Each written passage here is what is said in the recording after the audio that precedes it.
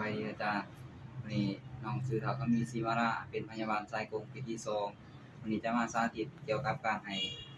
อ่าอ่ะเอ้ยให้ให้อาหารทางสายยางแล้วก็แยกกระเพาะให้คนเจ็บเนาะเลยก่อนอื่นบ่ต้องออกไปล้างมือก่อนเนาะ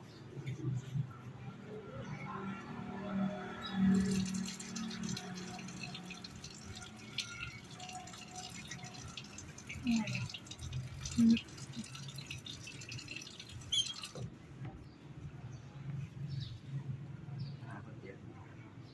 สวัสดีพ่อนี่ลูกชื่อคำนี้เด้อเป็นพยาบาลที่ประจำอยู่แผนกนี้อ่ามื้อนี้ลูกจะมาอ่า แย่ๆกระเพาะให้พ่อเด้อเนื่องจากว่าพ่อนี่กินอาหารเองบ่ได้เนาะลูกจะมาแย่กระเพาะให้พ่อแล้วก็ให้อาหารทางสายยาง